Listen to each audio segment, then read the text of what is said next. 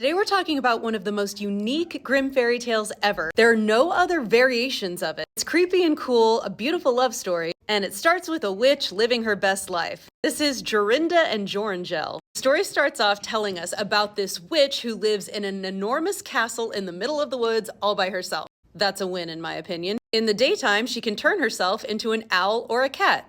Also a win. She could lure wild beasts to her and kill them and cook them. And if anyone came within 100 paces of the castle, they would be obliged to stand still and could not stir from that spot until she bade him be free. Again, best life. However, she's a witch in a Grimm story, so she's likely to also be nefarious. If any young maiden comes by, she transforms that maiden into a bird and keeps her in a cage in her castle. So here's where our protagonist comes in. There is a maiden named Jorinda and her fiance named Joringel. Why do they have these strange names? Not completely sure. It seems clearly purposeful that their names are similar to each other, that they start the same. They're two peas in a pod. They are meant to be together. So the story says since they're in their days of betrothal, they just want to be together all the time. It's that first love feeling. One day, in order that they might be able to talk together in the quiet. I mean, maybe just talk, but I mean, come on. They go into the woods together. And they know about the witch's castle, so they purposely are staying far away from that. And there's some beautiful description in here. It says, it was a beautiful evening. The sun shone brightly between the trunks of the trees into the dark green of the forest,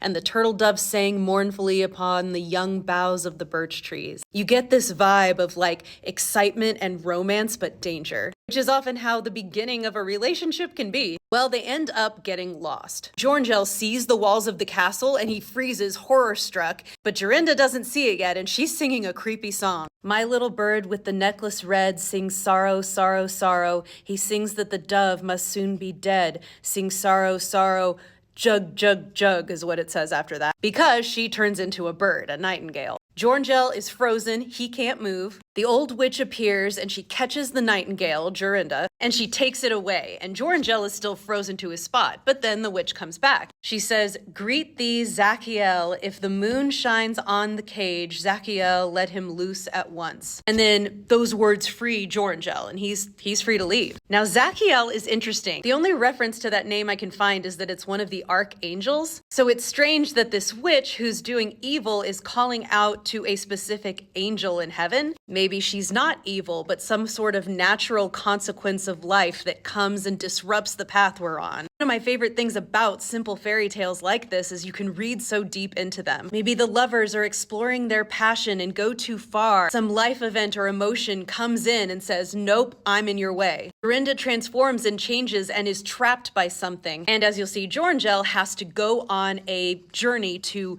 find his way back to her. I mean, when the Brothers Grimm told most of these stories, Christianity had been in place in Europe and they implemented it in their fairy tales. But the stories they're telling are much older than that and speak to some of the oldest, most universal human issues throughout the journey of life. Looking deeply into them isn't just making up substance where there isn't any. It's exploring where the humans who first came up with these ideas were coming from and how we still relate to them today. So Joringel wanders off. He eventually comes to a village and gets a job herding sheep. It doesn't say how long he does this specifically, but it says a long time. Then finally one night he has a dream, and in the dream he finds this blood red flower with a pearl in the middle of it. And when he wakes up, he thinks, I think this flower is real, and I think the pearl is something that will help me get Jorinda back. So he goes out searching for this flower, and after 9 days, he finds it, and in the middle of it is this big drop of dew as big as a pearl. So he takes the flower, goes to the castle. He doesn't get frozen. The flower allows him to walk past where he would normally freeze, and he taps it on the door, and the door just springs open for him, and he goes into the castle. He finds a room where the witch is feeding all the birds she has captive, and it says there are 7,000 cages. Can you imagine how that must smell?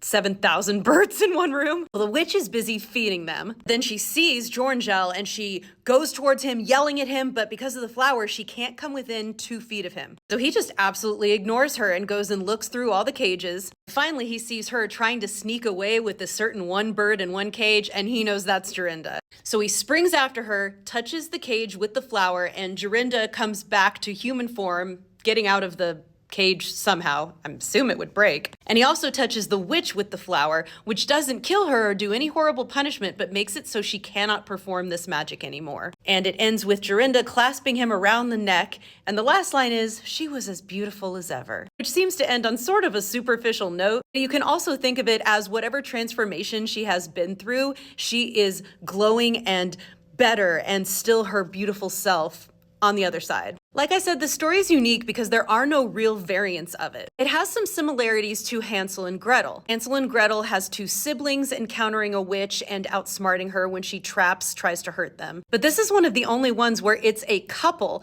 that has to outsmart the witch. There is one version of it, sort of, called the Dew Flower. It was recorded as a variant from America, Kentucky, by a woman named Marie Campbell, who went around collecting American folktales, but most of them are just changed versions of European folktales, which is what the Dew Flower is. In this one, the girl's name is Melinda, and the boy doesn't get a name. On this one, she has 1,000,000 birds captive. 1,000,000. And when the boy goes out looking for the dew flower he dreams of, he spends 9 years looking for that flower. But a cool addition to the end of the story is after he frees her, he does it secretly while the witch is asleep.